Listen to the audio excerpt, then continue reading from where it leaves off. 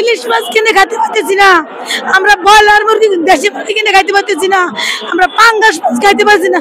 এই মাসের 13 তারিখ থেকে আমরা বসছি, 13 তারিখে বসছি, আজ 30 তারিখ পর্যন্ত এই একটা মাস অতিবাহিত হয়ে গেছে।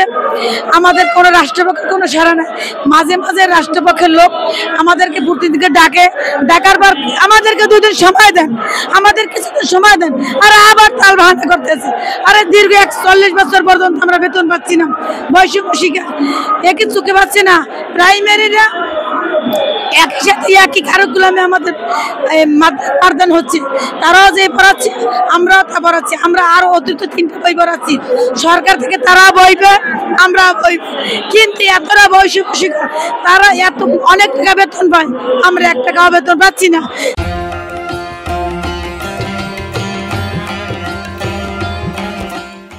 তারপরে থেকে তাদের একটা ভিডিও দেখলাম ফেসবুকে, আমরা ইলিশ মাছ কিনে খাইতে পারতেছি না, আমরা ব্রয়লার মুরগি দেশি মুরগি কিনে খাইতে পারতেছি না, আমরা পাঙ্গাস মাছ খাইতে পারছি না।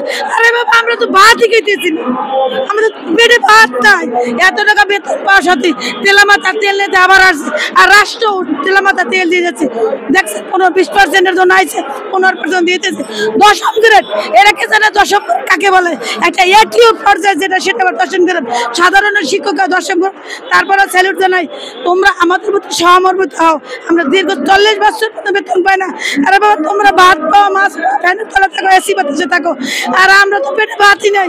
আমরা পাঙ্গাস মাছের, ইলিশ মাছের আশা তো করতেই পারি না।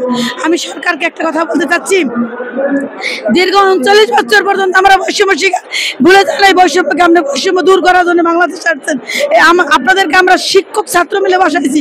ওই মসনাতে বসে আমাদেরকে বলেছেন, কারণ শিক্ষক মানুষ গড়ের কারিগর, জাতি গড়ের কারিগর, রাষ্ট্রনায়ক গড়ের কারিগর, আপনার মতো প্রধান উপদেষ্টা গড়ের কারিগর। আজকে আপনি যে শিক্ষক হয় কিভাবে বলে গেছেন অন্য শিক্ষকের কথা? আজকে 30টা দিন 30 সেকেন্ড আপনারা থাকবেন এখানে, কুকুর বিলে যেখানে ঘুম পড়ে, যেখানে ধুলাবালি, আমরা বাথরুমে কোনো জায়গা নেই, আমরা তো উঁচু করার কোনো জায়গা নাই, আমরা কোন রকম টাইমিং করে এখানে নামাজ পড়ি, ধুলাবালির ভিতরে আপনাদেরকে চোখ পড়ে না। আমরা অতি আনন্দের সহিত বলতে পারি যে দীর্ঘ 30 দিন পর আজকে মাননীয় শিক্ষা উপদেষ্টার অনুমতি ক্রমে আমাদের স্বতন্ত্র ইবতেদায়ী মাদ্রাসা আন্দোলন বাস্তবায়ন কমিটির কাছ থেকে 21 সদস্য বিশিষ্ট একটি প্রতিনিধি দল আজকে শিক্ষা উপদেষ্টা, শিক্ষা সচিব সহকারে, মাননীয় পুলিশ প্রশাসন মহোদয় সহকারে সেখানে এখনো আমাদের স্বতন্ত্র ইবতেদায়ী মাদ্রাসা অনুদানবিহীন শিক্ষা প্রতিষ্ঠানের শিক্ষকদের বিষয়ে আলোচনা বৈঠক চলছে। হয়তোবা আর ঘণ্টাখানেকের মধ্যে আমাদের আজকের মিটিংয়ের বিষয়ে আমরা ফলাফল জানতে পারবো। সবাই যে যেখান থেকে আসছেন ধৈর্য সহকারে বসুন। আমরা চাই যে আমাদের যত দ্রুত সম্ভব আমাদের প্রজ্ঞাপন গেজেটাকৃতিতে জারি করে দ্রুত আমাদেরকে এ জাতীয় প্রেস ক্লাব থেকে নিজ বাসায় এবং শিক্ষা প্রতিষ্ঠানের শিক্ষা কার্যক্রম পরিচালনা করবার জন্য দ্রুত পদক্ষেপ নেওয়ার জন্য আমি মাননীয় শিক্ষা উপদেষ্টা এবং শিক্ষার সাথে সংশ্লিষ্ট সকল আমলাতন্ত্রের আমলাদের দৃষ্টি আকর্ষণ করছি।